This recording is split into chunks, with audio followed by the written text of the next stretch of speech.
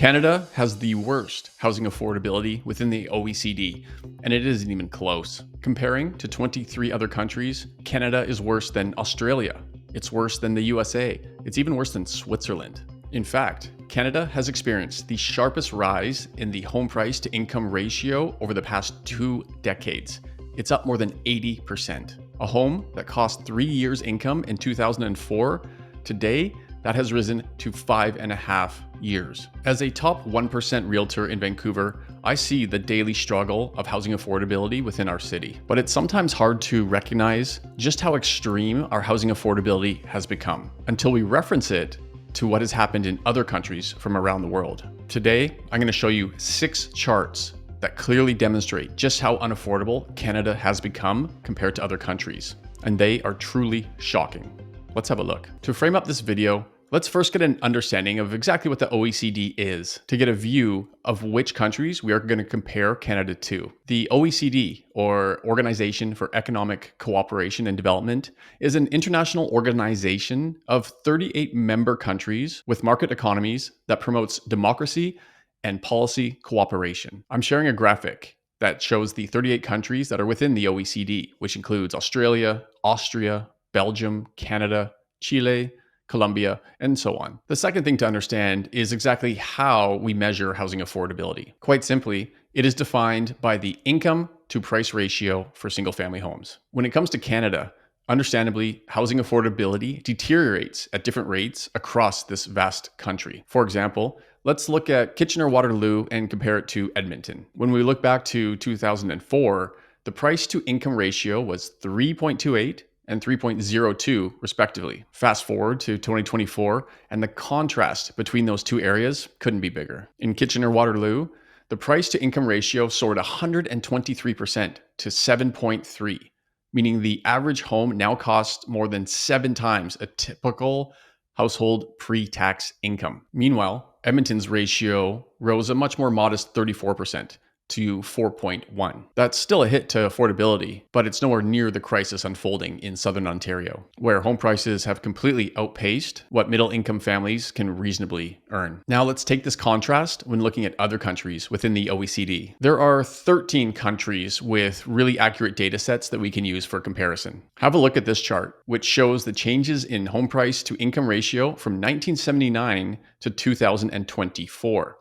It shows us that Canada has the second highest deterioration rate in housing affordability among the countries in the group, behind only Australia. Price to income ratios rose by 109% during this period. This means that if it took 3 years to purchase a home in 1979 with 1979 level wages, it would now take 6 years of 2024 level wages to purchase a home in 2024. Have a look at where the USA sits in this chart. That ratio has actually fallen, or technically improved, over the last 45 years, and by a notable 3%. This really highlights the substantial difference in affordability when just looking at those two countries. Now, we all know the last 5 years sent Canada's real estate market into a chaotic frenzy and tailspin. The COVID era saw record real estate prices, sometimes increasing double digits year over year. But then it's also seen a pretty notable pullback since the peak in 2022. Let's see where Canada stacks up compared to other countries during that 5-year timeframe. Canada's deterioration in affordability is the 4th worst among these 13 countries,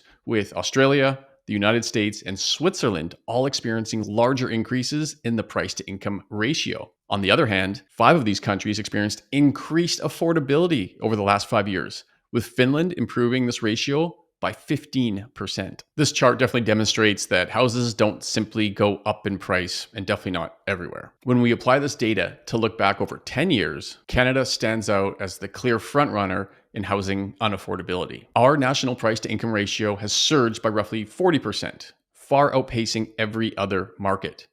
Even when we isolate the 2014 to 2019 period, Canada and Ireland saw the steepest jumps, with Sweden not that far behind. For comparison, Spain, often highlighted for its rising home prices, saw its price to income ratio climb just over 10% in that same time frame. In short, No other country's affordability has eroded as sharply as Canada's. Expanding that lens to 15 years now, Canada still tops the list for the steepest deterioration in affordability, with price to income ratios climbing nearly 60% over that period. Meanwhile, countries like Ireland, Spain, Italy, and even the US showed the lasting effects of the great financial crisis, when home prices dropped faster than incomes. It was a painful correction at the time, but ironically, it helped restore some balance to affordability in those markets, while Canada's prices, well, they just kept climbing. Now, here's the big one. If we go back to 2004, Canada remains at the top with a home price to income ratio increase of over 80%. A home that was priced at 3 times income in 2004 would have a price in 2024 of nearly 5.5 times a family's 2024 income. And they would not get much relief from mortgage rates either, as those were only somewhat lower today than they were back then. When we widen the data set beyond those 13 countries and add in 10 more and show the data from 1979 up to 2024, the story doesn't change. It actually reinforces it. Have a look at this. Even with the broader sample, Canada still ranks number 1 for the steepest drop in housing affordability, with Switzerland holding firmly in second place. In other words, no matter how you slice the data, Canada consistently leads the world in how far and how fast housing has become less affordable. In summary, while housing markets around the world share some broad similarities, Canada's story stands apart, and not in a good way. The decline in affordability here has been far more severe than in most other countries, and across nearly every time frame. In fact, several nations have actually seen housing affordability improve over recent decades. A key takeaway here, housing affordability isn't just about prices, it's definitely about incomes too. And with Canada's wage growth largely stagnant over the past 45 years, the gap between what homes cost and what families earn has actually only gotten wider. This is fueling one of the deepest affordability crises in the developed world. With home prices currently dropping across almost all of Canada and interest rates starting to improve a little bit, let's hope that housing affordability starts to continue to trend in the right direction and the next generation can become homeowners too. Now, if you're wondering how the heck can anybody afford to buy a home in Vancouver,